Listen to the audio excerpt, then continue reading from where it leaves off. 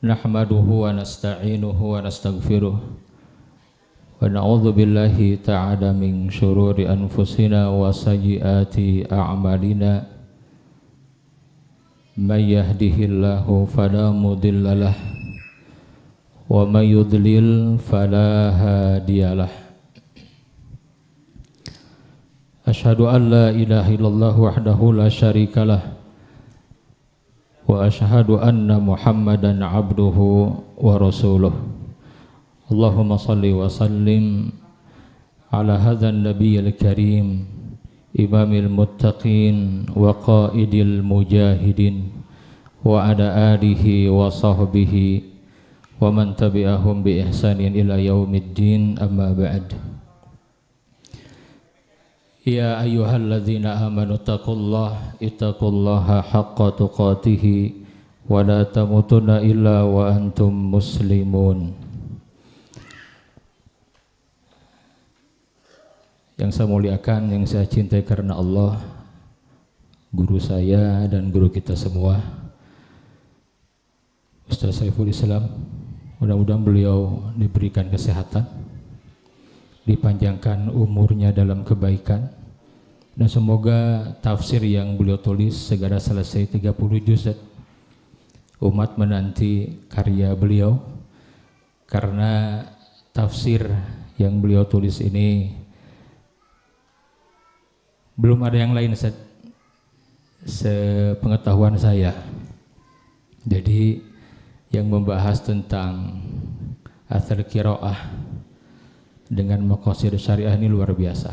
Nah, jadi kita doakan guru kita semoga diberikan kesehatan, ya, alhamdulillah. Dan juga para asatidzah Makdis, Ustaz Irfan, Ustaz Tosalami tetapang, Ustaz sabara abarnya. Dan juga para santri Iwan dan akhwat dan jamaah sekalian, alhamdulillah malam hari ini malam yang berkah. Untuk saya pribadi, saya bersyukur bisa bersilaturahim dengan guru tercinta dan juga jamaah sekalian. Mudah-mudahan kebersamaan kita di Masjid Baitul Maqdis, ya, yang kita cintai ini diberkahi Allah Subhanahu wa taala. Mudah-mudahan hadirnya, duduknya kita semua di tempat yang kita cintai ini dengan penuh perjuangan, saya yakin, betul tidak? Karena hujan yang dari sore, termasuk saya dari Cihanjuang juga hujannya besar, ya, alhamdulillah. Allahumma shayyiban nafi'an, berkah, ya. Mudah-mudahan dicatat sebagai amal soleh yang akan memberatkan timbangan amal kebaikan kita semua di akhirat nanti. Allahumma rabbana taqabbal minna innaka antas samiul alim wa tub alaina innaka antat tawwabur rahim. Hadirin sekalian, Ustaz punten Ustaz. Ada Ustaz sok ngadeg-deg. Sok bingung, ngadadak lengit dalilnya. Hadirin sekalian, tema kita pada malam hari ini adalah tentang taubat, betul tidak? Betul, Bu? Halo, Bu? Halo? Selamatkan umat dengan taubat. Hadirin sekalian, tidak ada satupun di antara kita sebagai manusia yang tidak pernah berbuat kesalahan, berbuat dosa. Semua kita pasti pernah berbuat dosa, siapapun, termasuk yang bicara ini. Banyak dosanya, bahkan sangat banyak, ya. Hadirin sekalian, di antara ciri orang-orang yang bertakwa, orang-orang yang akan mewarisi surganya Allah Subhanahu wa taala adalah orang-orang yang ketika berbuat dosa, itu segera kembali kepada Allah. Ya, segera kembali kepada Allah dengan taubat. Jadi tidak mungkin kita menjalani kehidupan di dunia, Pak, ya, tidak berbuat dosa. Apalagi sekarang, betul tidak, Pak? Luar biasa sekarang ini. Yang namanya dosa, sumber dosa nanti loba, Pak. Termasuk di alat yang kita pegang ini, betul tidak? Siapa di antara kita yang tidak akrab dengan handphone? Bangun tidur juga yang ditinggalin naon, Bu, pertama kali? Udang sare naon? Kalau di Magdis mah enggak ya. Santri kan enggak bawa HP kan? Atau boleh bawa HP santri? Boleh enggak santri bawa HP? Temenang atuh. Bangun tidur handphone, Bu. Mau tidur juga HP heula nu di murojaahna teh. Demikian kan ngagubrak gitu kan. Pas pakai selimut, nah caang cek si bapak teh si mama, subhanallah bercahaya mukanya. Padahal HP-na ragrag, jatuh teh kan, poho teh di pareuman. Subhanallah. Alat ini nih yang kita pegang ini luar biasa ini. Yang namanya kemaksiatan ngejar sekarang ini. Ya, dan sangat-sangat rahasia sekali, betul tidak? Antara dirinya dengan Allah. Artinya apa? Tidak mudah hidup di zaman seperti ini selamat dari dosa, kecuali orang-orang yang Allah berikan penjagaan. Ya. Nah, hadirin sekalian, karena manusia tidak lepas dari kemaksiatan, dari dosa, siapapun itu, ya, maka penting dalam diri kita harus punya keyakinan. Apa itu? Bahwa Allah adalah Rabb yang maha pengampun, Rabb yang maha menerima taubat, Rabb yang maha pemaaf. Ada Al-Ghafur, Al-Ghaffar, Al-Afu, dan At-Tawwab. At-Tawwab. Ya. Nah, jadi karena kita mengenal Allah, Allah punya nama-nama yang indah. Di antaranya tadi Al-Ghafur, Al-Ghaffar, Al-Afu, dan At-Tawwab. Maka jangan pernah berputus asa. Ya. Jangan pernah berputus asa dari rahmat Allah, dari ampunan Allah.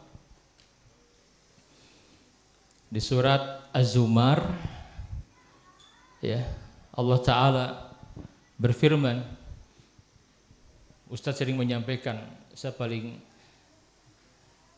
menikmati tadabbur Ustaz.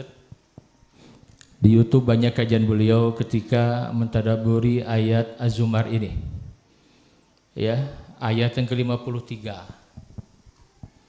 Qul ya ibadiyalladzina asrafu. Subhanallah. Ini ayat luar biasa. Qul ya ibadiyalladzina asrafu ala anfusihim. La taqnatu mir rahmatillah. Innallaha yaghfirudz dzunuba jami'a. Innahu huwal ghafurur rahim. Allahu akbar. Qul ya ibadi, katakanlah wahai hamba-hambaku.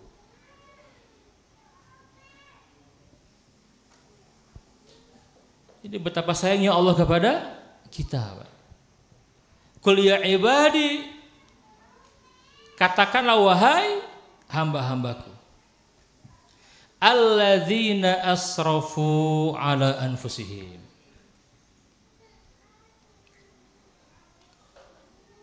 Yang telah melampaui batas, ya, terhadap dirinya sendiri, Pak.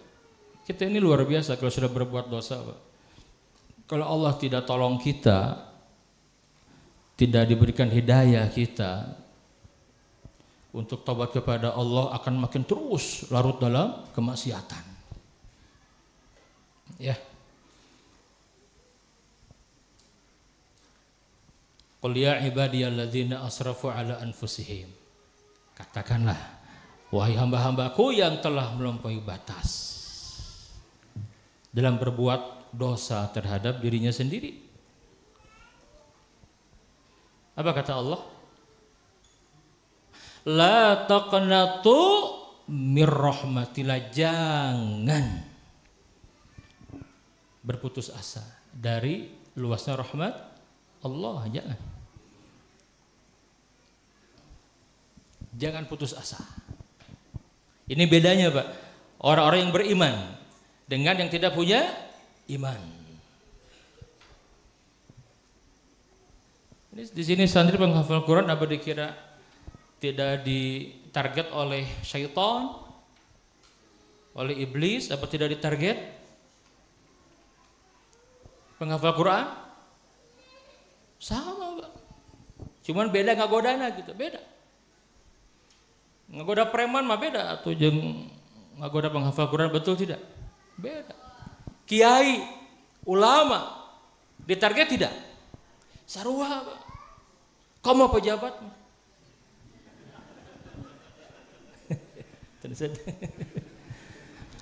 Kamu pejabat bener tuh.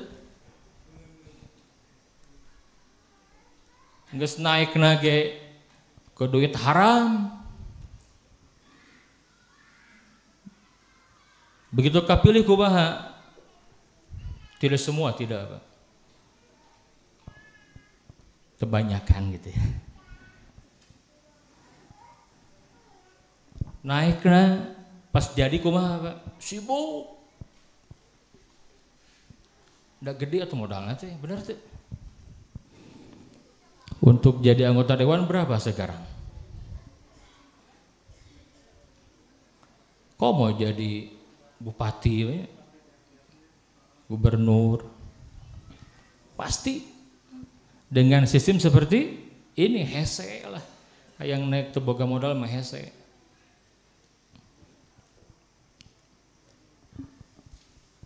Naiknya pas jadi sibuknya kumaha, Pak? Waduh. Maka kasihan ya para pemimpin yang tidak dibimbing oleh Allah, kasihan. Umar bin Abdul Aziz, Pak. Bu, berapa lama menjadi Amirul Mukminin? Umar Ibn Abdul Aziz berapa lama? Umar, Bu, berapa lama, Bu? Ada yang tahu, Bu? Angkat tangannya, Bu. Enggak kan, Bu? Yang benar boleh pulang. Berapa lama? 2 tahun setengah kurang lebih. Gak lama. Jadi setengah periode, setengah periode. Tidak perlu 1 periode, setengah periode. Gitu. Orang yang soleh, pemimpin yang adil, yang banyak mengingat akhirat, yang air matanya di sepertiga malam terakhir luar biasa, seperti kakeknya Umar bin Khattab.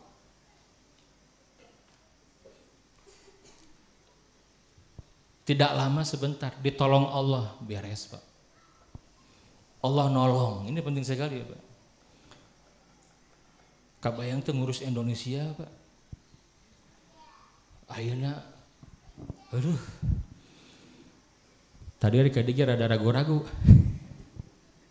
Gi, cinta tingali bisa ino demo di. Riwuh gitu kan, segala dibakar. Ya. Luar biasa. Seorang pemimpin yang tidak ditolong Allah berat. Sakumaha hebat strateginya, ilmunya misalkan gitu. Hanya mengandalkan ya kemampuannya saja, kecerdasannya saja, tapi tidak bergantung kepada Allah, berat, Pak. Ada 1 periode, 2, 3 berat. Ya. Nah, kembali.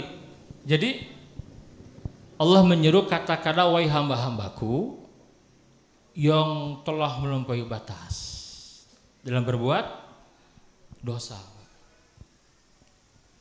Jangan berputus asa, nggak boleh. Ya. Kenapa? Innallaha yaghfiru dzunuba jami'an. Sungguhnya Allah itu mengampuni seluruh dosa. Allah mengampuni seluruh dosa.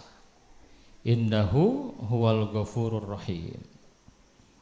Sesungguhnya adalah Allah Rabb yang Maha Pengampun, Maha Penyayang. Hadirin sekalian, ada kalimat innallaha yaghfiru dzunuba jami'a. Allah mengampuni seluruh dosa. Makanya Pak, dalam akidah Ahlussunnah kita punya keyakinan gitu ya. Jadi orang berbuat dosa sebanyak apapun, termasuk dosa apa? Syirik.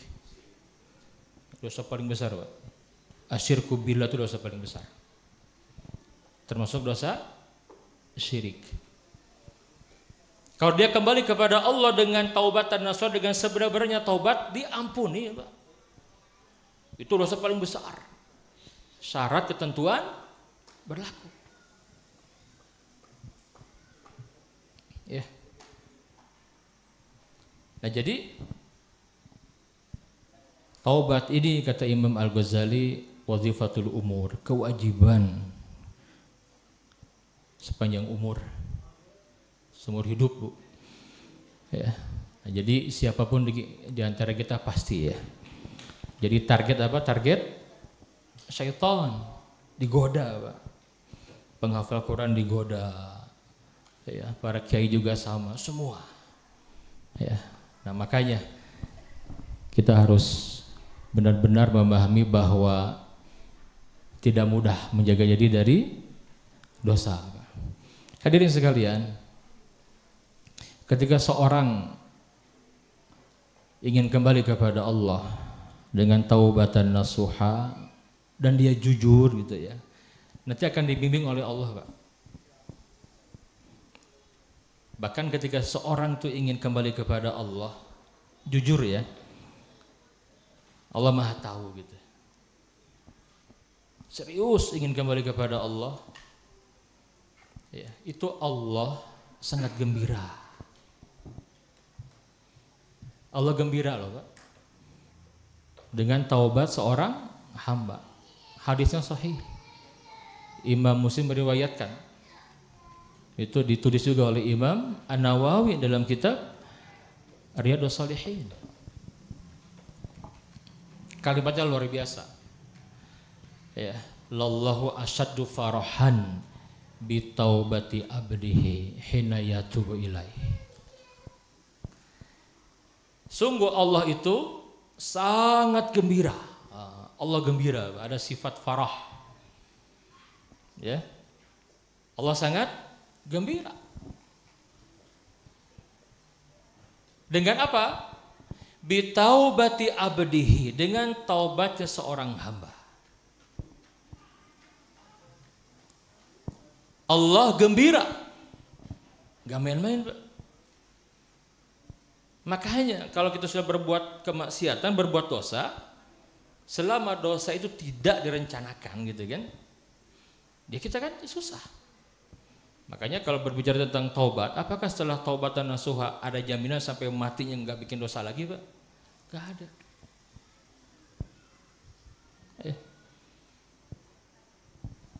Allah sangat gembira dengan taubat seorang hamba. Ketika dia serius ingin kembali kepadanya. Serius. Hina yatuba ilai. Dan Allah tahu itu. Allah tahu itu. Nah, gembiranya Allah dengan taubat seorang hamba yang serius ingin kembali kepada Allah melebihi kegembiraan seseorang. Nabi menggambarkan seseorang yang rihlah, safar, naik kendaraan Bu. Naik apa? Kendaraan. Dia bawa perbekalan, makanan, minuman ada. Dan dia melewati padang pasir. Jauh kartu kadia. Kemudian si hamba ini apa? Kata Nabi yang mulia, dia istirahat. Ya. Dia berteduh di bawah sebuah pohon istirahat.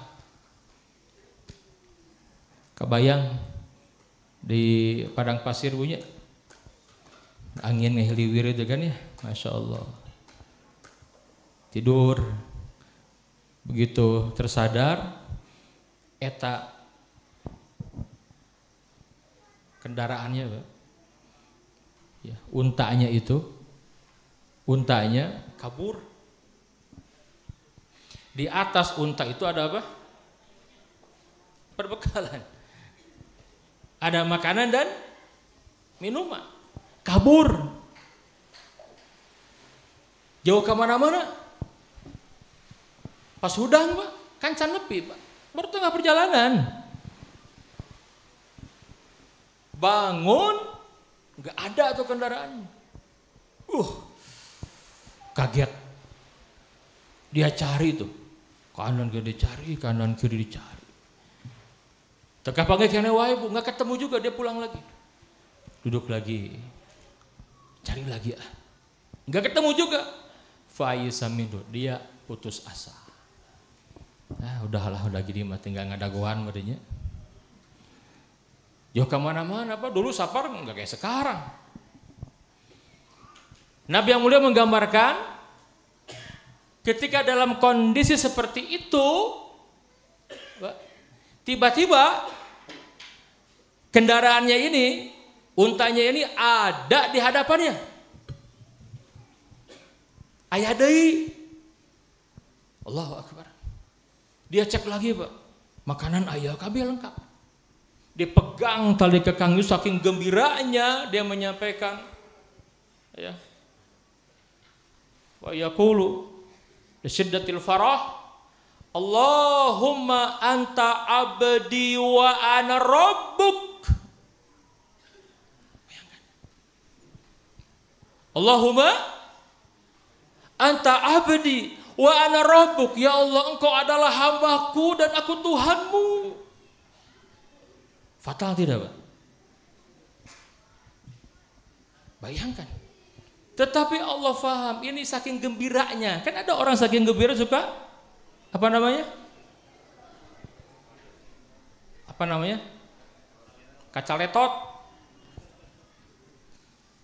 Bayangkan kalimatnya, Allahumma anta abdi wa ana rabbuk. Ya Allah, engkau adalah Tuhanku, hambaku, aku Tuhanmu.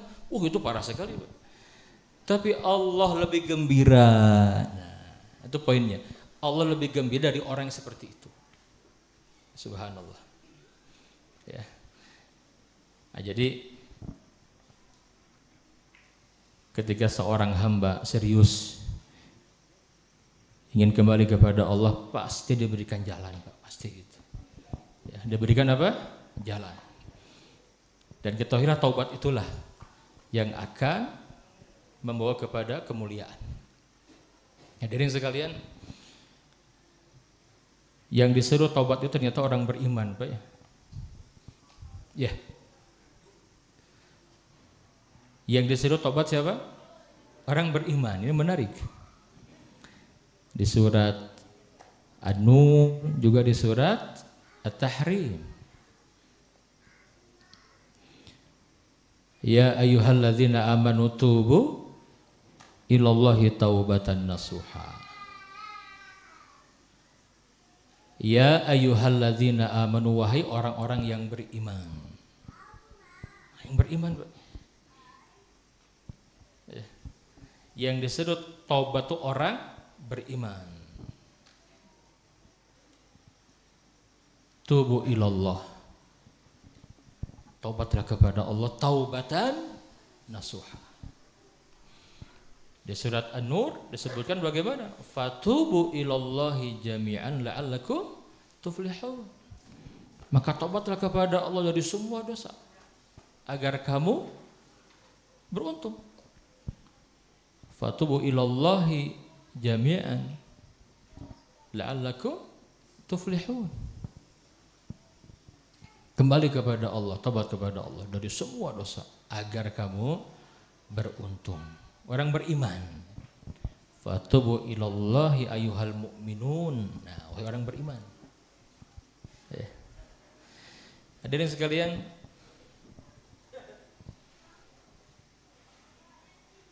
di Al-Quran disebutkan bahwa taubat itu Pak tidak hanya dampaknya ya untuk pribadi-pribadi tidak, tapi taubat yang dikerjakan secara kolektif, umat bertobat itu akan mendatangkan apa? Rahmat Allah. Ya sekarang kan kita sedang menghadapi ujian luar biasa, betul tidak? Luar biasa Pak. Kemarahan rakyat yang luar biasa. Ya. Bahkan kemaksiatan yang dikerjakan oleh para pemimpin itu luar biasa sekarang. Sudah hama para pemimpin banyak yang tidak punya apa? Kompetensi Pak. Tidak punya keahlian gitu kan. Jararadi nararaik Pak. Ya. Ada kejadian-kejadian yang Allah bongkar, betul tidak? Para pejabat kan dengan berbagai macam dosanya. Ya. Ini kalau di Al-Quran ada kisah Nabi Yunus. Ya. Bagaimana ketika umat yang hampir diazab oleh Allah Pak. Ya.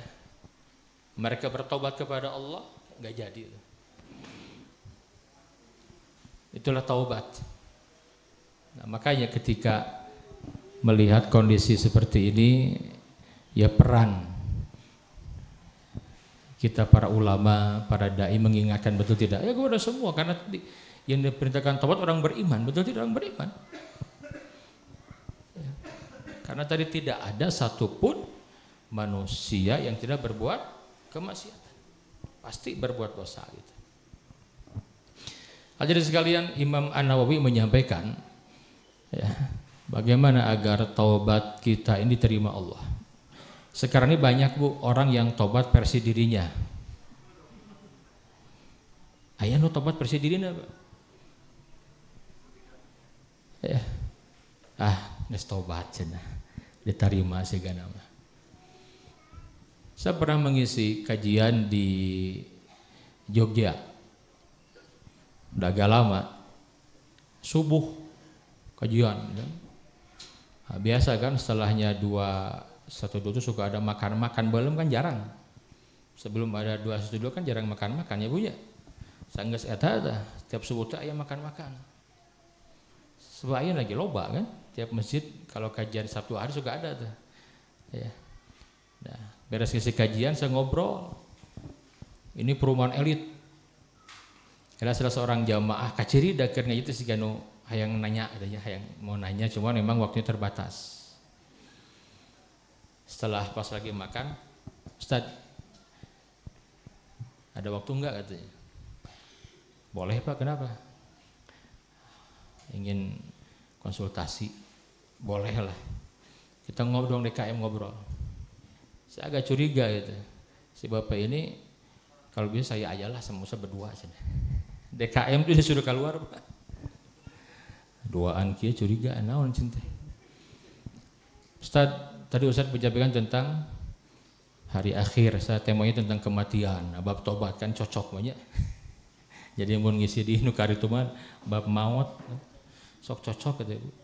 Tong sina mikir yueuh sina bab kematian we gitu kan, sina tobat gitu ya. Saya sangat tersentuh Ustaz. Nah, saya ingin bertanya karena tadi membahas tentang tobat. Nah, saya sampaikan kayak seperti inilah gitu. Ustaz, saya ini punya jabatan di sebuah perusahaan besar. Udah pensiun, belum lama pensiunnya. Dia cerita tuh. Saya ini korupsi Ustaz. Cuman tidak ada yang tahu. Dan kayaknya sampai saya mati pun nggak akan kebongkar gitu. Cuma saya takut di usia yang sudah mau angka 70 gitu Bu, sieun Bu. Nggak ada yang tahu Ustaz. Korupsi itu banyak sekali. Bahkan kalau uang korupsi dibalikan, mungkin saya nggak punya rumah gitu, nggak punya mobil. Nah saya mau tanya Ustaz katanya.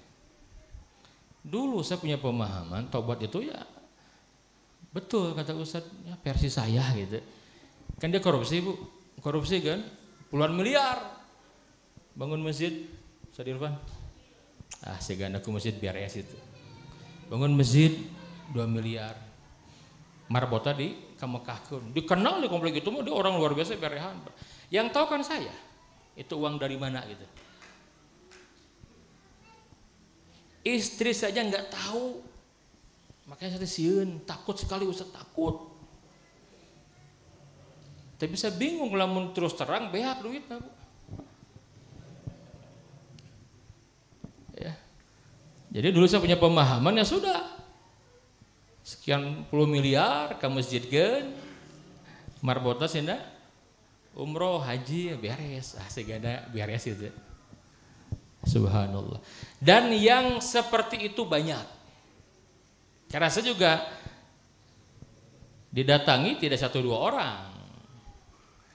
Ya, di Darut Tauhid ada yang datang konsultasi. Hampir sama kasusnya Pak, sama. Cuman berat enak kumaha, gimana tobatnya ini saya. Yang tahu itu hanya saya aja. Kalau saya nggak ngaku, makanya nyawan mau. Cuma saya kan takut. Orang kalau mendekati kematian kumaha Bu, udah sieun bener tuh, sieun. Nu apal saya kan manehna bener tuh.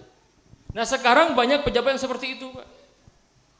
Berbuat korupsi ngeunawi gitu kan. Wah, luar biasa. Taubat ya versi manehna.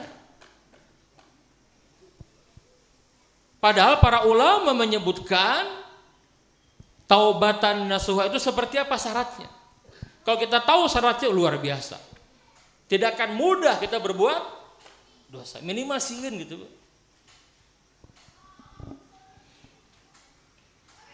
Yang pertama apa? Yang pertama, Imam An-Nawawi dalam kitab Riyadhus Shalihin menyampaikan at-taubah syaratnya apa? An-nadam. Apa itu? Mana nadam itu? Penyesalan yang sangat dalam. Kaduhung nyesel gitu. Kalau kita taubat belum ada penyesalan, kita berbuat kemaksiatan, kita taubat. Kita mentaubati dosa tertentu itu yang kita taubati dan kita belum menyesal sebagaimana semestinya kita menyesal, itu belum dikatakan taubat. At-taubatu hiyan nadam, taubat itu penyesalan. Ibu pernah tuh atau bapak pernah nggak Pak? Misalkan ya suatu ketika kita berbuat sesuatu yang membuat kita menyesal, kaduhung gitu, kaduhung. Karena kita orang beriman kan nggak boleh mengatakan seandainya ya saya tidak berbuat itu pasti akan begitu dan begini ya, nggak boleh. Aku udah iman aja, beriman, ya ucapkan qadarullah wa masya'a fa'al kan begitu. Kita orang beriman gitu kan. Nah kalau kita pernah berbuat yang mau kita menyesal, kan itu amaliyah qalb di hadis ini. Kita taubat atas satu kemaksiatan disertai an-nadam, penyesalan yang serius dan Allah Maha tahu itu, itulah taubat. Kalau nggak ada penyesalan nggak bisa. Ya. Nah agar menyesal bagaimana?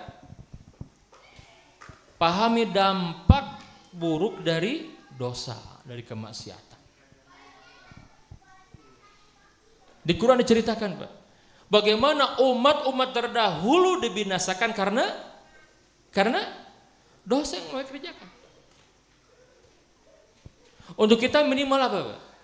Kata Imam Ibnu Qayyim, cukup tatkala kita tahu dampak dari maksiat mematikan hati Pak, kita akan menyesal, takut berbuat kemaksiatan.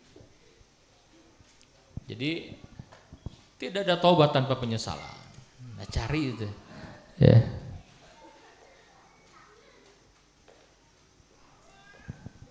Yang kedua apa yang kedua? Yang kedua, tekad yang sangat kuat untuk tidak mengulangi dosa itu. Beda ya. orang terjerumus kepada kemaksiatan tadi karena udah nggak ada tuh Pak, manusia yang tidak berbuat dosa, betul tidak? Kamu zaman sekarang gitu. Ya. Tapi penting punya tekad tekad jangan sampai terjerumus berbuat kemaksiatan, jangan sampai. Ada tekad yang kuat gitu. Kuat tekadnya teh. Berbuat dosa juga Bu, ngus berjuang menghindar jangan sampai terjerumus berbuat dosa juga. Itu beda. Maka ada hadis kursi. Ya. Seorang hamba jadi jangan sampai kita punya keyakinan yang keliru, suuzon ke Allah, nggak boleh, jangan sampai kita berburuk sangka kepada Allah, jangan, orang beriman tidak boleh. Kenapa? Karena Allah itu sangat senang, gembira ketika seorang hamba kembali, tadi hadis kan kembali gembira Allah itu. Sampai Nabi pernah menyampaikan seandainya manusia tidak berbuat dosa, Allah binasakan, Allah hadirkan orang-orang berbuat dosa. Kemudian teguran dirinya itu kan, kemudian apa? Istighfar, minta ampun kepada Allah, tobat kepada Allah. Nah, taubatnya itu yang membuat Allah gembira. Maka di surat Al-Hujurat disebutkan wa malam yatub faulaika humuz zalimun. Maka orang yang tidak mau tobat Pak, itu zalim. Ya. Orang yang tidak mau tobat itu orang yang zalim. Wa malam yatub faulaika humuz zalimun, zalim dia. Subhanallah. Kalau sudah punya tekad yang kuat untuk tidak berbuat dosa lagi Pak, tekad yang kuat, maka nanti kelihatan tuh orang yang punya tekad yang kuat, dia akan mencari bi'ah, lingkungan. Nah, ya. Dia akan mencari lingkungan yang akan membuat dia benar-benar istiqomah. Itu diantaranya tuh. Ya. Tapi kalau tekad tidak kuat, ya repot. Kadang-kadang pengaruh lingkungan berat. Ada artis kan, tukang joget, itu joget luar biasa, muter gitu kan. Tobat Pak. Ngaji, bener tuh. Ngaji kan? Ngaji lagi paling nyunah tuh. Kabeh salah. Ngaji, balik deh. Joget deh, muter deh. Astagfirullah. Mudah-mudahan tobat deh ya. Doakan kebaikan, tong dikutuk jangan, doakan kebaikan. Mudah-mudahan tobat lagi, betul tidak Pak? Memeh tobat, joget nanti kan sabar jam. Tobat, ngaji. Kitu deui enak seharian joget lagi. Muter we terus itu kan. Aduh, subhanallah. Nah, boleh jadi lingkungan, betul tidak? Ya. Kalau sudah punya tekad berbuat kemaksiatan, tobat lagi terus. Sampai kapan? Sampai ketika datang malaikat maut kepada kita sedang tobat kita. Nah, itu keberhasilan, Pak. Betul kata Imam Ghazali, at-taubatu wazifatul umur, tobat mah kewajiban seumur hidup sampai kapan? Sampai kita mati, Pak. Iya kan? Subhanallah. Yang ketiga apa, Pak? Kata Imam An-Nawawi, yang ketiga, hentikan dosa yang kita kerjakan. Nah, hentikan. Ya.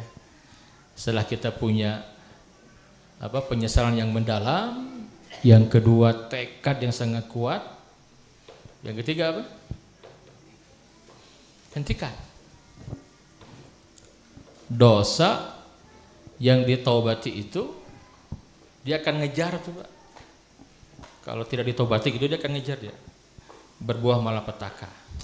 Bahkan sebelum di akhirat kadang di dunia ditampakkan. Apa contohnya, Pak? Contoh dosa yang Nabi sebutkan tuh sebelum di akhirat di dunia ditampakkan apa, Pak? Uququl walidain, ya kan? Apa tuh? Durhaka kepada kedua orang tua. Wah, itu sebelum di akhirat di dunia ditampakkan. Tapi kalau kita taubatan nasuha, hentikan dosanya. Tobat dari dosa apa? Riba, ya hentikan ribanya. Tobat dari dosa apapun juga hentikan. Hentikan dosa itu. Ya, hentikan dosa itu. Nah, hanya ketika dosa itu ada sangkut paut dengan manusia, apa? Hakul adami itu yang paling berat. Harus apa? Minta dihalalkan. Ya. Jadi itu cukup dengan sesama manusia, kalau tidak selesai.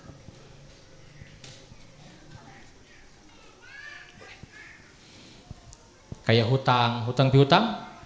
Hutang itu teh hati-hati itu. Jadi mun orang tobat ya, minta maaf, boga hutang kumaha beresin kesalahan teh nggak bisa. Hutang mah bayar gitu kan. Pernah menjelekkan seseorang, wah itu juga sama. Ya, minta dihalalkan. Di dalam kitab Al-Inabah, Ibnu Qayyim itu menyampaikan begini, sampai detail gitu ya. Saya baca, seseorang yang berbuat dosa ke manusia, sesama manusia, Pak. Ya kita pernah menjelekkan, menggibah, itu kan dosa, betul tidak? Menggibahinya itu dosa. Nah, ketika kita ingin meminta maaf, itu Ibnu Qayyim memperinci, kalau dengan meminta maaf dan kita menceritakan dosa kita, kan jadi gini, ada orang kita menggibah seorang, Pak, dia nggak tahu yang digibah itu, nggak tahu. Kita menggibah si fulan, si A kita gibahi itu, dia nggak tahu dia digibahi, Pak. Kita gibah, goreng, tapi dia nggak apalin, maka itu biasa, udah tak apalin itu ya kan? Wah kita jelek-jelekan, dia nggak tahu, makanya ketemu biasa aja. Tapi kan dia yang menjelekkan dia tahu. Dan ada orang yang menggibah, dia tahu digibah kan? Oh pasti dia marah. Sama fitnah dan yang lainnya. Kata Imam Ibnu Qayyim, ini kalau kita berbuat seperti itu, yang kita gibah itu dia nggak tahu. Kita menggibahi dia. Bagaimana? Dua cara tobatnya itu, Pak. Yang pertama, kalau dengan menyebutkan bahwa kita pernah menggibah dia, malah makin parah gitu kan. Hampura nya hampir sebulan abdi ngagibah ece. Enak karek sada geuning teu meunang gibah teh hampura. Ini kata si ece-nya gimana? Oh, paingan celi urang panas euy cenah. Wah, aing mah diampura sih ya. Paingan urang pikeun ke panas. Nah, kalau gitu jangan. Udah, umum saja minta maafnya. Maka di orang sok ayahnya lamun lebaran naon? Acara naon? Halal wi halal yakeun bae nyagi istilahnya. Jadi istilah jadi budaya kan, halal wi halal kan. Ya, salaman nunggu kan? Tong diomongkan geus salaman hapunten gitu geus beres itu kan. Aduh urang pada ngomong gibah euy. Tapi tak apal, da tak apal. Geus hampura gitu kan. Tapi kalau dengan terus terang gak ada masalah juga, itu lebih afdol. Sampaikan gitu. Dengan terus terang tenan naon? Sabulan abdi ngagibah ece hampura ece nya. Ah tenan naon da mah biasa digibah. Misalkan kita nya tenan naon alus ta afdol. Oh gitu heuh, abdi ngagibah teh tah disebutkeun kabeh kieu. Waduh. Kadon seuri tenan naon di hampura. Ah alus eta mah afdol. Mun terus terang urang berat sok sieun ke riweuh ulah gitu. Umum we. Hapunten di jero hati teh aduh kadang kamari ngagoreng manehna kan. Kan da teu apaleun gitu. Itulah hakul adami, Pak. Tidak mudah gitu ya. Makanya kalau kita tahu beratnya hakul adami itu, kita nggak akan mudah menyakiti orang. Ya. Hadirin sekalian, mudah-mudahan dengan kesungguhan kita untuk mendekat kepada Allah dengan taubatan nasuha ini menghadirkan keberkahan ya. Termasuk ya negeri kita, semua kita lah. Ya. Semua kita pahami bahwa perintah taubat itu untuk kita orang beriman. Ya, orang beriman. Semakin kita rajin, semakin kita ahli ibadah, semakin terasa. Aduh, betapa takutnya kita kepada Allah, betul tidak?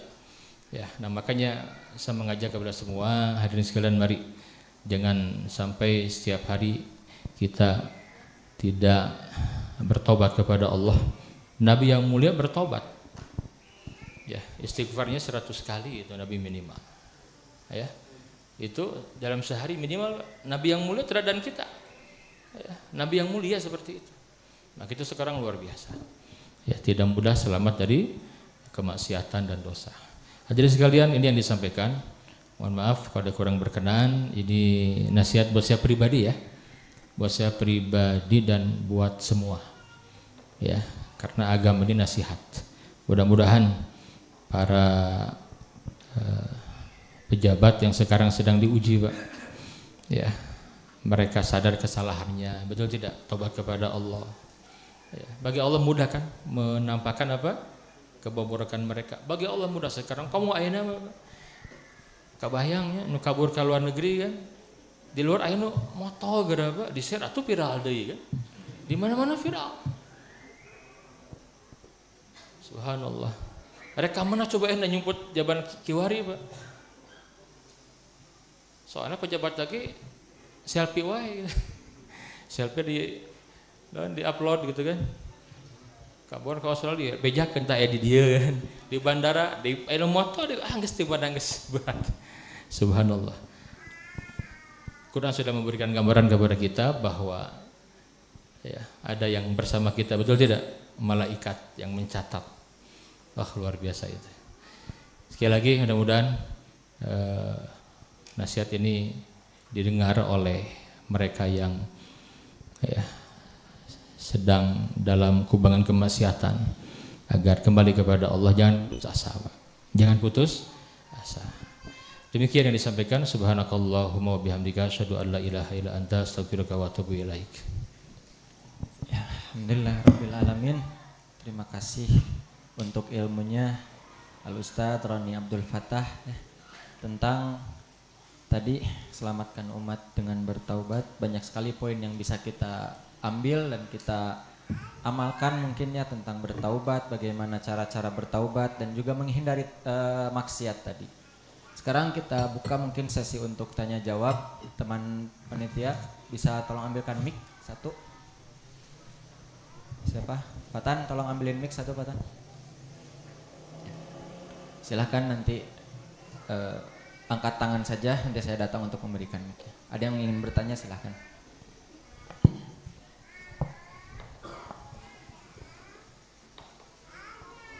Mungkin dari bapak-bapak itu.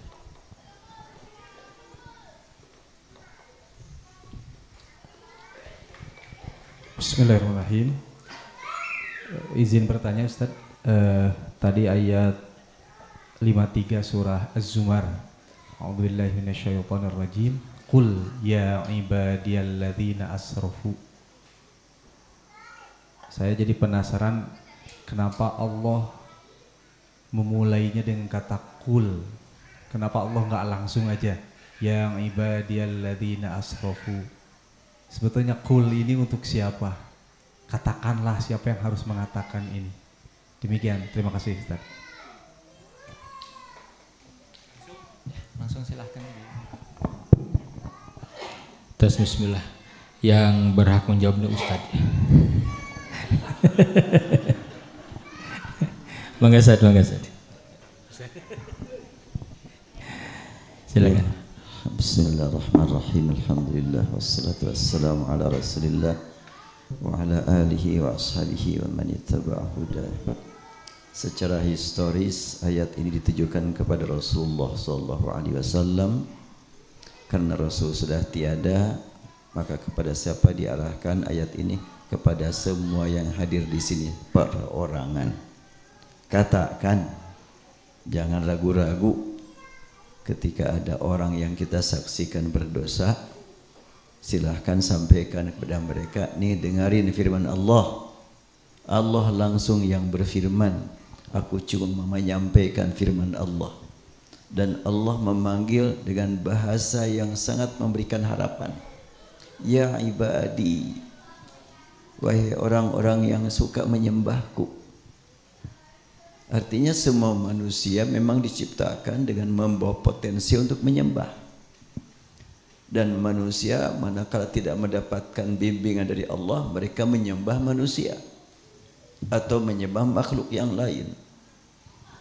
Sudah pasti kalau menyembah makhluk itu tidak dipanggil ya ibadi. Panggilan ya ibadi ditujukan kepada orang yang suka menyembah Allah. Tapi walaupun sudah menyembah Allah, dosa mah terus gitu. Gitu saja. Ya ibadi, kenapa membuat dosa? Karena dorongan nafsu. Ya ibadi alladzina asrafu ala anfusihim. Atas dorongan nafsu. Kadang-kadang kita mendengar seseorang mengatakan, saya mah walaupun tidak senang, tidak suka sholat, tapi iman saya mah kuat. Aduh, mani. Siapa yang menilai gitu? Itu ada yang berkata begitu tuh. Ada lagi kalimatnya. Walaupun saya tidak suka ibadah, tapi saya baik kok sesama manusia. Berbagai macam. Nah, kalimat ya ibadi ditujukan kepada kita semuanya. Bukan kepada orang yang anti Tuhan, anti Islam, anti Al-Quran. Ditujukan kepada kita. Tapi dengan panggilan ya ibadi, Allah memberikan harapan. Wahai manusia yang suka menyembah aku, tapi sudah berbuat dosa, melampaui batas. Kenapa? Atas dorongan nafsu. Antara lainnya dengan korupsi tadi. Bahkan Rasulullah, ini saya ingat pesan Rasulullah disampaikan kepada tingkat tinggi kedudukan ibadahnya. Bukan tingkatan kita lagi. Abdullah bin Umar berkata, Aqbala alina Rasulullah sallallahu alaihi wasallam faqala, ya ma'syaral muhajirin, yang dipanggil muhajirin, tingkatan ketakwaannya beberapa kali di atas kita. Rasul menegaskan, ya ma'syaral muhajirin, khamsun idza btulitum bihinna wa a'udzu billah an tudrikuhunna. Ada 5 hal aku ingatkan kalian wahai muhajirin, dan aku berharap tidak menimpa kalian. Aku mohon perlindungan kepada jangan sampai menimpa kalian. Tapi ini disampaikan 5 hal yang sangat membahayakan. Pertama, lam tazharil fahishatu fi qaumin qat hatta yu'linu illa fasha fihim at-ta'un wal awja'u allati lam takun madat fi aslamihim alladhina madaw. Rasul menegaskan, bila satu kaum di situ tersebar fahisyah. Fahisyah adalah penyalahgunaan seksual. Dan tadi Ustaz sudah menyampaikan sumbernya handphone antara lain. Ya Allah, ini handphone itu bid'ahnya.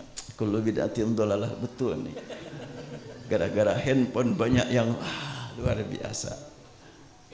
Memang tidak bisa diragukan, bid'ah itu dhalalah. Kalau tidak dapat hidayah, hancur semuanya. Makanya dhalalah Rasul itu adalah sumber atau pintu hidayah. Wa wajadaka dhalan fahada. Ini bahasan nantilah. Sudah ada bukunya tapi belum dicetak, baru difotokopi. Judul buku Manhaj Memahami Sunnah. Ya, antara ini pembahasan bid'ah itu sendiri. Rasul menegaskan, khamsun idza btulitum, ada 5 hal yang perlu kita waspadai. Apabila terkena, ngeri sekali. Tersebar penyalahgunaan seksual, sudah disebarluaskan sekarang. Dan kalimat hadis hatta yu'linu, sekarang tidak malu-malu lagi. Dan ini yang membuat sekian banyak kerusakan di dunia.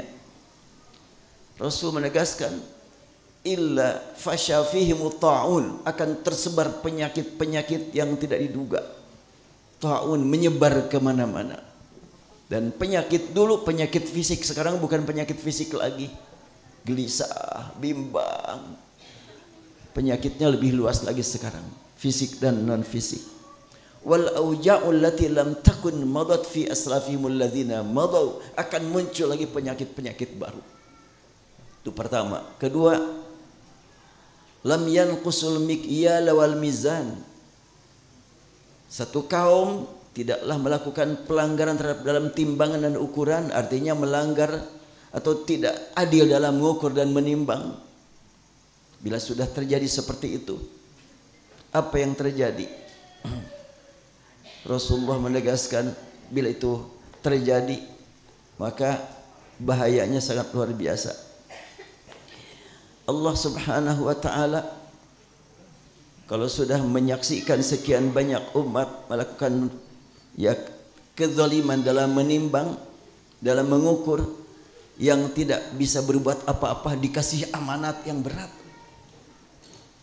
Kalau dulu menimbang itu dengan berat kilo, mengukur dengan meteran, dengan lebar, dengan panjang. Sekarang menimbang orang. Yang lebih parah kan ini kan, yang tidak pantas mendapatkan amanat besar dikasih amanat besar, ya hancurlah sudah. Justru yang jelas-jelas berhak mendapatkan amanat malah dijauhkan. Ini adalah yanqusul mikya wal mizan. Kalau sudah seperti itu, apa yang terjadi? Rasulullah tegaskan, illa ukhidhu bis sinin wa shiddatil maunati wa jawari sultan. Orang-orang yang sudah membiarkan kecurangan dalam menimbang akan dikenai bencana yang berkepanjangan, dan ada kalimat shiddatil maunati wa jawari sultan. Daya beli lemah, harga naik. Itu di mana itu? Ya Allah, kapan itu terjadi? Iya, betul. Ya Allah. Bagaimana tidak? Di beberapa tempat pajak dinaikin terus. Harga semakin naik. Sementara penghasilan semakin menurun. La haula wala quwata illa billah. Akibat apa? Ini yang harus kita taubati. Banyak sekali yang jelas zalim dalam menimbang, dalam mengukur, kita tinggal diam. Tidak boleh kita berbicara, ini salah mereka. Ya, kita tinggal diam juga dosa dong. Makanya kita harus bertaubat. Kemudian kalimatnya adalah syiddatil mauti wa jawri sultan, semakin memuncak kezaliman as-sultan. Semakin memuncak kezaliman para pemimpin. Ini yang sangat ngeri. Itu kedua ya. Ketiga adalah lam yamna'u zakata amwalihim illa muni'ul qatra minal ma' laulal bahaim lam yumtaru. Ketiga, apabila satu kaum tidak mau mengeluarkan zakat, ya bagaimana mengeluarkan zakat begitu ringan? Pajaknya gede. Bahkan pajak dianggap sama dengan zakat. Semakin parah ini kan. Itu di mana itu? Negara tetangga lah. Ya Allah.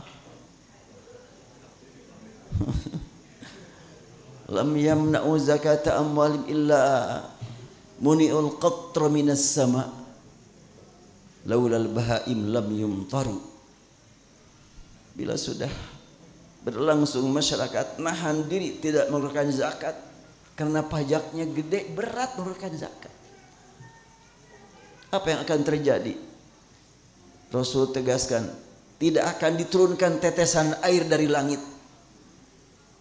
Tapi kan yang tadi masih hujannya.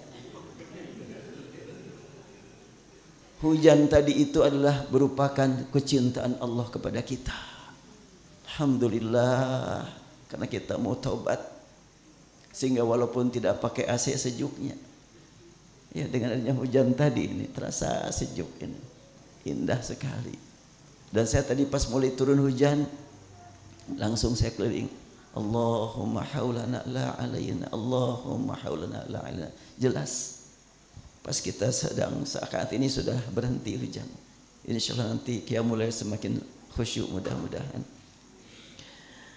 Nah, kenapa kok terus juga di mana-mana? Rasul tegaskan, laulal bahaim lam yumtaru. Kalau bukan karena Allah mau ngasih minum kepada kambing, kepada domba, kepada kucing, kepada itu tidak akan diturunkan hujan. Jadi kita ini numpang kepada binatang. Apabila sudah sekian banyak orang yang susah mengeluarkan harta, insyaallah ini saya umumkan, ini pembangunan pondok belum selesainya. Jadi gak usah bimbang gelisahnya mau menyalurkan dana, mangalah ayeuna oge silakan. Ya, yang penting mah ikhlas, gak apa-apa banyak juga. Nya ari ikhlas sedikit mah nya wajar atuh.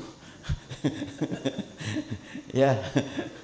Ya silahkan sambil jalan nih kotaknya tuh, kotak infak. Ustaz lah anu ngadorong.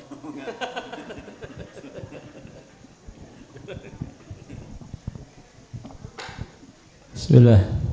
Masya Allah. Ya hadirin sekalian, jangan sia-siakan ya, ini kesempatan yang luar biasa untuk berwakaf membangun pusat peradaban insya Allah. Ya. Berikan yang terbaik, harus yakin bahwa Allah pasti akan mengganti bahkan melipat gandakan, Pak. Ya. Tidak ada orang yang miskin karena rajin bersedekah, tidak ada. Orang-orang yang rajin bersedekah pasti akan berkah, Pak. Allah tambah rezekinya ya. Dan yang paling mahal apa? Diberikan ketenangan karena hartanya berkah. Ya.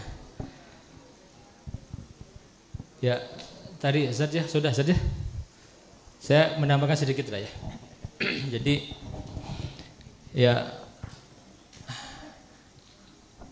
para dai, para ulama yang memberikan masukan fatwa yang keliru kepada para pemimpin juga sama itu, Pak. Berat apa tanggung jawabnya, betul tidak?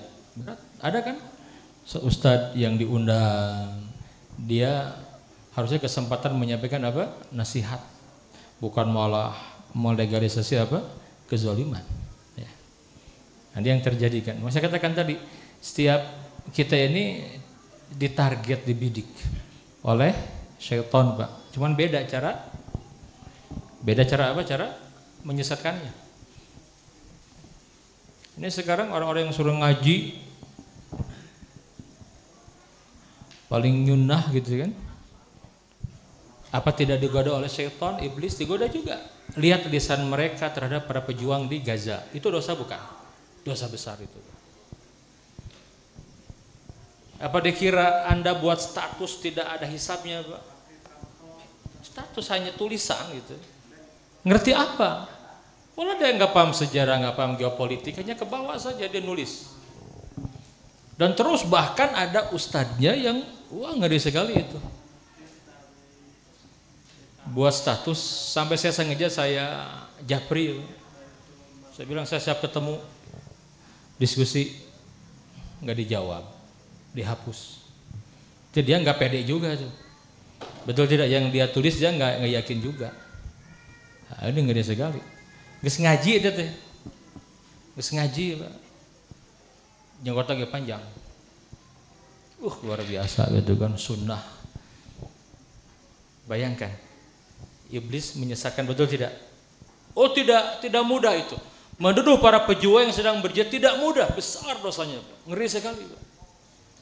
Dalam sejarahnya tidak ada orang-orang yang ketika muslimin versus kafirin berperang itu, ya, kecuali mereka pasti berada di barisan muslimin. Sekalipun boleh jadi muslim ini punya kesalahan, nggak ada yang sempurna. Tapi sekarang luar biasa, dan memang ada dalam sejarahnya. Itulah perilaku orang-orang munafik. Ya, dosa bukan itu, Pak? Dosa, cuman ternyadar gitu. Ya. Qul ya ibadi. Kan dia menyembah Allah, betul tidak? Duduk di majelis juga. Makanya disuruh udah tobat atau melampaui batas. Kalau nggak nyadar terus aja dimulai nuduh segala macam sampai akhirnya semua dituduh oleh mereka. Asal beda jeung mereka, seakan-akan mereka itu adalah musuh, bukan saudaranya gitu. Tajam sekali tulisannya di media sosial. Ya. Ada tidak yang begitu? Ada tidak? Ada tidak? Ada. Apa dikira bukan dosa itu? Dia merasakan berdakwah katanya apa ya? Ya kan? Sekarang yang terjadi di Gaza. Orang nggak punya ilmu, hanya kemakan sama ustadznya saja, nulis status itu kan kategorinya sudah memfitnah itu. Berat tidak? Semua kita ini jadi target seton iblis itu, Pak. Nah, beda-beda cara menggodanya gitu. Nunggu resep ngaji, nunggu paling iya beda gitu. Dan diberikan apa kebanggaan dia yang paling benar, jangan dia salah kabeh. Karek ngaji seminggu sekali, Pak. Pang tukangna bari nyarandai kan. Dan pada aya grup WA gitu kan. Kan didoktrin tuh paling salaf, paling sunnah terus kan dia terbenlos. Gak mau dengar yang lain, itu musibah besar itu. Dikira itu bukan dosa, itu dosa, Pak. Merasa paling benar itu kan penyakitnya iblis, benar tidak? Hati-hati gitu. Yang di dalam nggak nyadar, yang di luar lebih peka biasanya. Ya. Gitu Pak ya. Tadi Ustaz sudah menyampaikan luar biasa. Sudah. Silakan. Ya, saya lanjutkan. Dua lagi nya tadinya, bertiganya. Oh iya. Ya. Yang keempat adalah lam yanqudu ahdallahi wa rasulih illa sallatallahu alaihim aduwan min ghairihim fakhadhu ma fi aidihim. Tidaklah satu perjalanan hidup satu kaum yang melakukan pelanggaran terhadap janji di hadapan Allah. Janji kan sumpahnya pakai di atas mushaf segala macam, bareng-bareng lagi janjinya juga. Lalu dilanggar. Pertanyaannya buat kita membiarkan pelanggaran ini dan sudah diketahui suka melanggar terus gitu. Kita tinggal diam nih bagaimana? Allah tegaskan, bila orang yang sudah berjanji dan dilanggar janjinya, sallallahu alaihim aduwan min ghairihim. Allah kirimkan musuh menjadi penguasa mereka. Ini luar biasa nih ya. Ini di mana ini ada nih? Ya Allah, rasanya dekat semuanya ini. Fa akhadhu ma fi aydihim. Jelas-jelas musuh. Maka harta masyarakat, harta rakyat diambil. Dikirimkan keluar. Jadi kalau sekiranya ada negara kayak begitunya, memang sudah digambarkan Rasulullah. Dan Rasulullah menyampaikan hal itu kepada tingkat sahabat yang muhajirin, yang masyarul muhajirin, yang keimanannya beberapa kali lipat di atas kita. Itu keempat. Dan kelima, man lam yahkum a'immatuhum bi kitabillah wa yatakhayyaru bima anzalallah ja'alallahu ba'sahum bainahum. Satu masyarakat, satu kaum, satu negeri yang menetapkan hukum, tidak lagi memperhatikan hukum Allah. Para pemimpinnya tidak perhatian pada hukum Allah, bahkan anti hukum Allah. Padahal yang di bawahnya adalah muslimin. Maka Allah jadikan antara sesama mereka saling curiga mencurigai. Bermusuhan antara sesama pemimpin. Tidak ada lagi kepercayaan antara satu dengan yang lain. Di mana tuh? Ya Allah, rasanya dekat pisahnya tuh. Aduh, ya Allah, itu 5 hal yang tentunya karena yang dipanggillah muhajirin, ya ma'syarul muhajirin, yang dipanggil orang-orang yang istimewa, as-sabiqunal awwalun, diingatkan dengan kalimat begini, di mana kita berada? Tingkat muhajirin saya diingatkan, apalagi kita. sangat ngeri.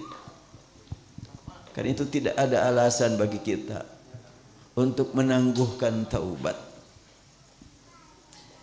Taubat harus kita lakukan karena kita yakin bahwa taubat, istighfar, istaghfiru rabbakum innahu kana ghaffar yursilis samaa'a 'alaikum midrara wa yumdidkum bi amwali wa banin wa yaj'al lakum jannati wa yaj'al lakum anhara. Jelas kalau dengan taubat Allah sudah berjanji orang-orang yang bertobat akan dirubah kehidupannya menjadi sejahtera, keluarganya pun diharap meningkat kesolehannya. Udah waktunya ya, udah cukup, masih ada. Masih ada. Sampai sebelum. Iya. Ya, mungkin dicukupkan dulu itu jawaban. Jadi kita pertanyaan tadi, qul ya ibadi, katakan berarti kita harus berani mengajak umat untuk menghadap kepada Allah. Sampaikan firman Allah langsung, ya ibadi. Artinya kita sampaikan kepada umat manusia dengan bahasa sayang agar mereka mau bertobat. Sebagaimana Allah memanggil kalimat ya ibadi. Dan di dalam Al-Quran kalau Allah menyampaikan perintah biasa diawali dengan ya ayyuhalladzina amanu, ya ayyuhan nasu, dan di sini ya ibadi. Kenapa? Karena ada lanjutannya alladzina asrafu. Tidak ditemukan dalam Al-Quran ya ayyuhalladzina asrafu, enggak ada. Atau ya ayyuhalladzina adnabu. Allah ingin mengingatkan dengan kalimat asrafu tapi diawali dengan ibadi dulu. Itulah keseimbangan antara penanaman rasa takut dan harap. Nanamkan rasa harap dengan ya ibadi dan diingatkan dengan kalimat asrafu, dilanjutkan dengan kalimat la taqnatu min rahmatillah. Indah sekali. Ayat ini adalah ayat yang paling indah. Seberat bagaimanapun kesalahan kita, dosa kita, selama masih terbuka pintu taubat, berarti kita tidak akan putus asa. Wallahu alam. Masih ada waktu untuk menyampaikan pertanyaan berikutnya kalau masih ada. Silakan. Bismillah, saya Ustaz mau bertanya. Saya menarik tadi Ustaz Doni menjelaskan ada istilah taubat versi sendiri. Mungkin istilah saya taubat versi kumha ain mungkinnya. Ya, tertarik tadi karena saya pernah mengalami juga ada seorang yang menjabat di satu daerah saya akan sebutkan. Jadi mungkin dia mendapatkan hasil dari yang tidak halal, dia curhat, kemudian hasil dari itu semua kalau kata orang sana digolangkan. Jadi badan usaha, jadi suatu hal yang menghasilkan dan melibatkan banyak orang dan itu faedahnya luar biasa gitu. Cuma setelah itu sini dia berpikir, loh bagaimana ini rumah dan semua juga harta itu hasil dari uang yang tidak halal tadi. Jadi gitu bertanya solusinya bagaimana? Apakah saya harus mengembalikan semuanya? Tapi tidak mungkin karena sudah lama sekali itu melakukan hal itu. Apakah saya harus dari nol lagi cari pekerjaan yang halal lagi atau bagaimana Ustaz? Gitu. Solusinya bagaimana ketika seorang yang sudah sampai bahkan uangnya sudah ada manfaat bagi orang lain gitu. Terima kasih Ustaz.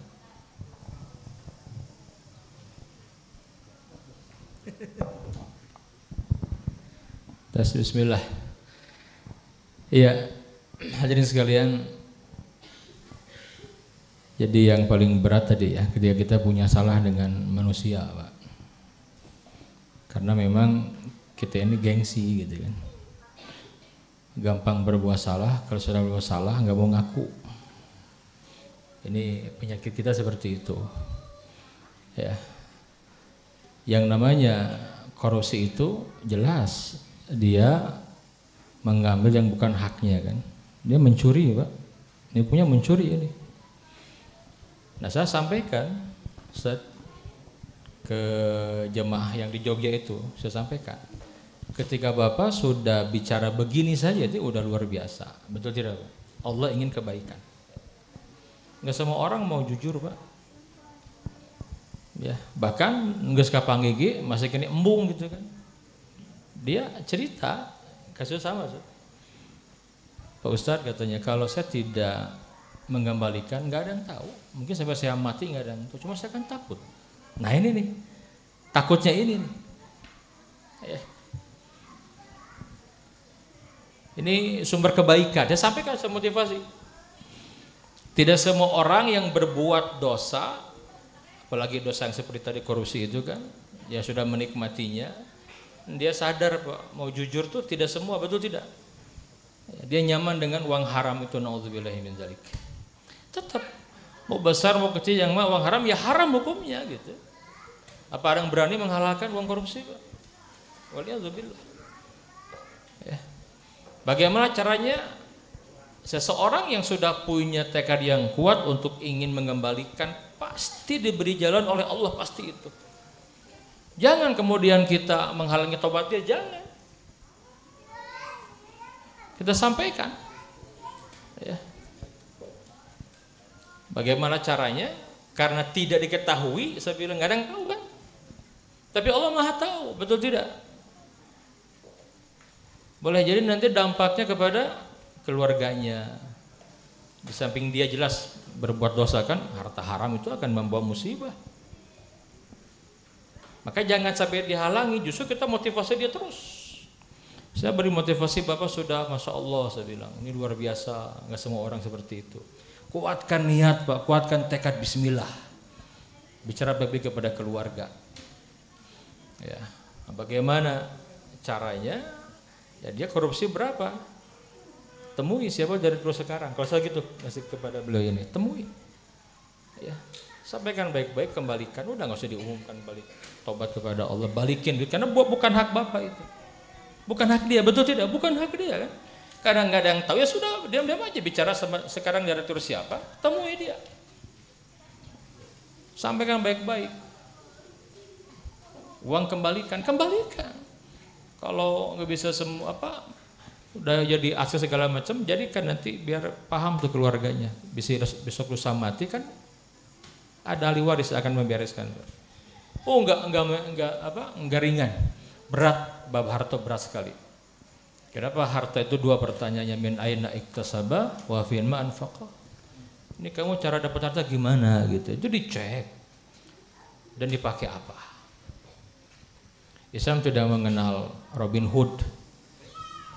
Menang maling dipakai sedekah, nggak ada, tetap aja tuh maling gitu kan, betul tidak? Nggak ada. Korupsi gitu kan, wah banyak jin masjid dianggar korupsi.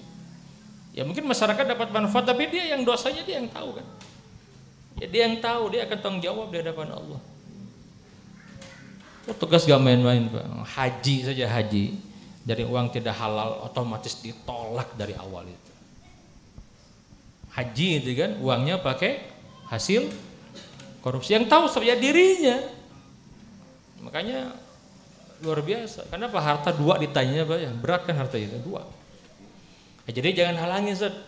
Motivasi terus. Jangan dihalangi. Karena dia sudah punya kebaikan untuk modal. Gak mungkin dia akan jujur kalau dia Allah tidak ingin kebaikan Pak. Betul tidak? Dia udah punya kebaikan. Harus. Cuman tadi cara tobatnya bimbing oleh kita. Kita punya ilmu. Ya. Sampai cerita orang Jogja ini sekarang dia merasa Ustaz alhamdulillah sudah selesai. Dia balikin Pak, balikin semua walaupun dia ngejual rumah segala macam. Tapi karena dia pengusaha balik lagi tuh. Saya bilang nggak mungkin, betul tidak? Orang mau taat masa nggak diberi rezeki Bu?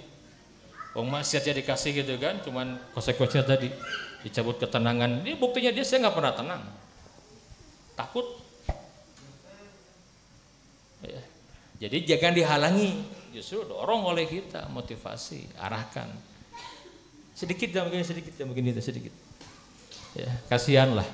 Ya, kalau dia sudah ada ingin kebaikan, kita tidak memberikan nasihat, kasihan dia. Ya. Justru kita arahkan agar benar-benar gitu kan. Gak main-main bab harta itu, gak main-main. Ya.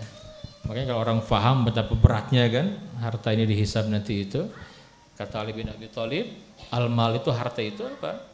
Halaluhu hisab wa haramuhu azab. Halalnya dihisab panjang sekali.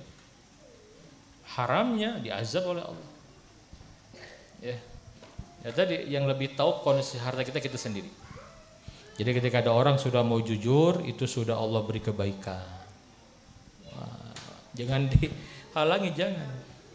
Justru terus motivasi, Allah pasti akan membimbingnya. Ya ini kisah aja. Kisahnya tadi sama sama Ustaz ya. Jadi karena saya motivasi terus, udah lama, selesai Pak. Saya tenang Ustaz. Apa kali baca besok lusa saya udah tenang, ini yang saya mengganjal. Karena pas saya punya jabatan tinggi di sana saya korupsinya, nggak ada yang tahu. Yang tahu kan dirinya kan. Clear, makasih katanya saya. Karena dia nanya ke yang lain, jawabannya juga ngambang, terpupu. Pas saya tegas, saya bilang balikin. Allah sudah memberi kebaikan kepada Bapak, balikin. Kalau Bapak sanggup balikin, bismillah.